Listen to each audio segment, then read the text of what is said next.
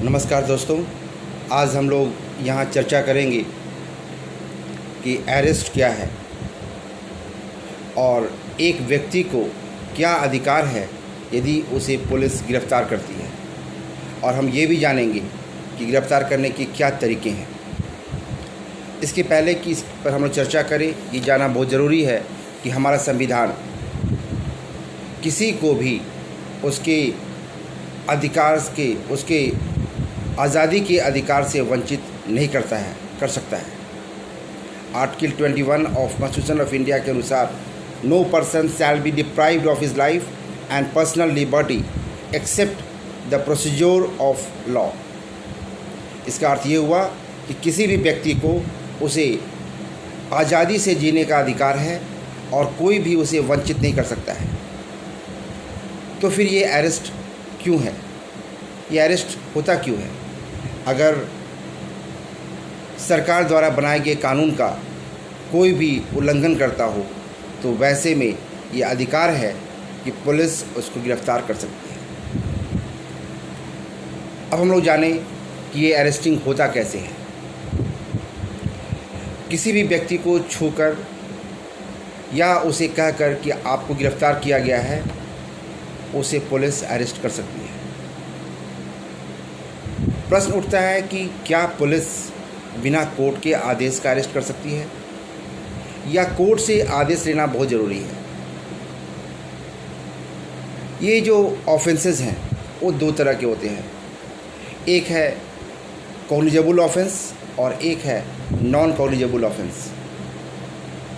जब non cognizable offence की हम चर्चा करते हैं तो उसमें न्यायालय से आदेश लेना आवश्यक होता है, न्यायालय से वारंट ऑफ अरेस्ट लेना आवश्यक होता है। लेकिन यदि कोई मामला गंभीर है जिसे हम लोग कॉग्निजेबल ऑफेंस कहते हैं, तो वैसी हालत में बिना न्यायालय से कोई आदेश लिए किसी भी व्यक्ति को गिरफ्तार किया जा सकता है। सेक्शन 41 सीआरपीसी के अंतर्गत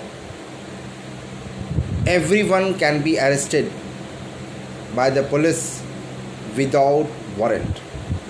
कहने का अर्थ ये है कि अगर कॉग्निजेबल ऑफेंस है तो वैसी हालत में बिना कोर्ट के, बिना न्यायालय के आदेश का किसी को भी अरेस्ट किया जाना संभव है। पुलिस उसको अरेस्ट कर सकती है। पुलिस के पास यदि कोई कंप्लेन आता है कि कोई अपराध किया गया है और पुलिस को लगता है कि ये अपराध कॉग्निजेबल है, वो घटनास्थल पर पहुंचती है और देखती है कि कॉग्निजेबल ऑफेंस, उदाहरण के तौर पर चोरी, डकैती, मारपीट का काम किया गया है, हत्या का काम किया गया है, तो वैसी हालत में पुलिस बिना किसी वारंट का उसको अरेस्ट कर सकती है। ये ज़रूरी है जानना कि वारंट ऑफ अरेस्ट के बगैर अरेस्ट करने के पश्चात पुलिस क्या करेगी। उसके पश्चात पुलिस अपने साथ उस व्यक्ति को थाना ले आएगी और थाना लाने के बाद 57 सीआरपीसी के तहत 24 घंटे के अंदर उसको न्यायालय में प्रस्तुत कर देगी और उसके पश्चात उसका मेडिकल एग्जामिनेशन होगा। मेडिकल एग्जामिनेशन होने के पश्चात उसे जेल भेजा जाएगा। अब मसला ये है कि एक अरेस्ट किए हुए व्यक्ति का क्या अधिकार है और कौन उसे अरेस्ट कर सकता है।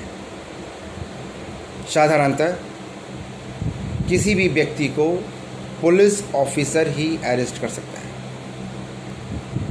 लेकिन अगर कोई कॉग्निजेबल ऑफेंस किसी कॉमन व्यक्ति के सामने भी होता है तो वैसे में कॉमन व्यक्ति, साधारण व्यक्ति भी उसको गिरफ्तार कर सकता है। अगर उसे कोई व्यक्ति गिरफ्तार कर लेता है, उसके सामने में कोई कॉग्निजेबल ऑफेंस जैसे कि हत्या की घटना हुई हो, चोरी की घटना हुई हो, मारपीट की घटना हुई हो, जो काफ़ी संगीन अपराध है, चोरी की घटना है, डकैती की घटना है, बलात्कार की घटना है, तो वैसे में वो व्यक्ति किसी का वेट नहीं करेगा, इंतज़ार नहीं करेगा, एक व्यक्ति या एक से ज़्यादा व्यक्ति उसे पकड़ लेंगे। लेकिन ये आवश्यक है कि पकड़ लेने के बाद वो अपने पास नहीं रखेंगे, बल्कि उसे नज़दीकी थाना में उसको सौंप देंगे और फिर पुलिस उसकी गिरफ़्तारी के पश्चात 56 में वो अपने पास उस व्यक्ति का डिटेल्स में नाम, पता सब कुछ लिखेंगे और तत्पश्चात वे उस व्यक्ति को नज़दीकी कोर्ट में, जो उसका क्षेत्राधिकार है, वहाँ के न्यायालय में उसे प्रस्तुत कर दिया जाएगा। ये बहुत आवश्यक है और समय होगा 24 आवर्स, 24 घंटे के अंतर्गत उसे न्यायालय में प्रस्तुत कर दिया जाना होगा। ये बहुत इम्पॉर्टेंट है। अब प्रश्न उठता है कि जिस व्यक्ति को गिरफ्तार किया गया है उस व्यक्ति के क्या अधिकार होंगे। तो सबसे पहले मैं बता दूं कि जिस व्यक्ति को गिरफ्तार किया गया है उस व्यक्ति को पहले बताया जाएगा कि आपको किस ऑफेंस के तहत गिरफ्तार किया गया है। ये मैंडेटरी है बतलाना। और उसके बाद उसके निकट के संबंधियों को भी बता देना होगा। जब उस व्यक्ति को न्यायालय में किसी भी मजिस्ट्रेट के सामने में प्रस्तुत किया जाएगा तो मजिस्ट्रेट साहब इस बात से संतुष्ट हो जाएंगे कि इस बात की सूचना दे दी गई है उस व्यक्ति को कि किस अपराध के तहत उसको गिरफ्तार किया गया है और इस बात का कि लिखित सूचना वो थाना में दर्ज कर दिया जा चुका है और साथ ही साथ इसके घर वालों को इसकी सूचना दे दी गई है। इन सारी बातों को डिटरमिन करने के बाद, कंफर्म करने के बाद जो पुलिस ऑफिसर होंगे वो उस व्यक्ति को न्यायाधीश के सामने में सारी बातों को बतलाएंगे और मजिस्ट्रेट साहब कंफर्म होने के बाद उसे जेल के लिए भेज देंगे। ये जानना बहुत ज़रूरी है। इसलिए यहाँ पर एक जुडिशियल ऑफिसर का भी ये कर्तव्य हो जाता है कि वो इस बात से कंफर्म हो जाए कि उन सारे प्रोसीजर का पालन किया गया है या नहीं किया गया है, उसे अडॉप्ट किया गया है या नहीं किया गया है।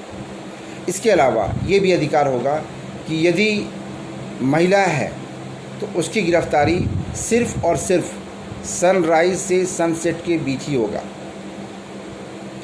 अगर उसके बाद गिरफ्तार किया जाना है तो संबंधित न्यायालय से इसका परमिशन, इसका ऑर्डर ले लिया जाएगा। उनके ऑर्डर के पश्चात ही उस महिला को रात्रि में गिरफ्तार किया जा सकता है। और दूसरी बात, यदि महिला हार्डकोर टेररिस्ट है तो वैसी हालत में महिला पुलिस के द्वारा रात्रि में भी उसकी गिरफ्तारी हो सकती है, उसका अरेस्टिंग हो सकता है। ये जानना बहुत ज़रूरी है। जहाँ तक अधिकार की बात है तो पुलिस जब किसी व्यक्ति को अरेस्ट करती है तो उसका ये ड्यूटी बन जाता है कि उसे बताए कि किस ऑफेंस के तहत, किस धारा के तहत उसे गिरफ्तार किया गया है। इसके पश्चात ये भी बहुत ज़रूरी है जानना कि अगर ऑफेंस बेलेबल है तो वैसी हालत में वो उस व्यक्ति को बताएगा कि आपका जो ऑफेंस है वो बेलेबल है। आप अगर कोई गारंटर, कोई सिक्योरिटीज़ लाते हैं तो वैसी हालत में आपको यहाँ से छोड़ा जा सकता है। ये मैंडेटरी नहीं है, लेकिन पुलिस उसे छोड़ सकती है और उसे बता सकती है और उसे बताएगी कि आपका जो आरोप है वो बेलेबल धारा के अंतर्गत आता है और आपको बेल दिया जा सकता है। आप जो बेलर है उसे लेकर के आइए। ये जानना बहुत ज़रूरी है। जहाँ तक अरेस्ट करने की बात है तो यदि घटना मजिस्ट्रेट के सामने होती है तो मजिस्ट्रेट खुद से उनको अरेस्ट कर सकते हैं और मजिस्ट्रेट किसी को आदेश भी दे सकते हैं कि आप उस व्यक्ति को अरेस्ट कर लीजिए। तो जहाँ तक कि अरेस्टिंग की बात है, एक पुलिस ऑफिसर भी किसी व्यक्ति को अरेस्ट कर सकता है, प्राइवेट पर्सन भी अरेस्ट कर सकता है, एक मजिस्ट्रेट साहब भी कर सकते हैं, और मजिस्ट्रेट साहब के आदेश के अनुसार किसी दूसरे व्यक्ति के द्वारा भी गिरफ्तारी किया जा सकता है। ये बहुत इम्पॉर्टेंट है। ये तरीका है किसी व्यक्ति को अरेस्ट करने का। अब प्रश्न उठता है कि क्या अरेस्ट करने के बाद उसे छोड़ दिया जाएगा, यूं ही उसको जेल भेज दिया जाएगा? नहीं, सबसे पहले उसका मेडिकल एग्जामिनेशन होगा। ये अब अनिवार्य है, और मेडिकल एग्जामिनेशन होने के पश्चात उसे जेल भेजा जाएगा। अगर वो अपराधी किसी बलात्कार के मामला में या सेक्सुअल ऑफेंसेस में अभियुक्त है तो वैसे में उसका विशेष रूप से मेडिकल एग्जामिनेशन नज़दीकी सदर अस्पताल में किया जाएगा। अगर सदर अस्पताल नहीं है तो पीएचसी में, और अगर कोई नहीं है तो जो एमबीबीएस किए हुए डॉक्टर्स हैं, रजिस्टर्ड डॉक्टर हैं, उनके पास उनकी जांच होगी। जांच में उसका डीएनए का टेस्ट होगा, उसका सेक्सुअल ऑफेंसेस के लिए सीमेंस का टेस्ट होगा, ये सारे ब्लड का टेस्ट होगा। ये टेस्ट होना निहायत आवश्यक है।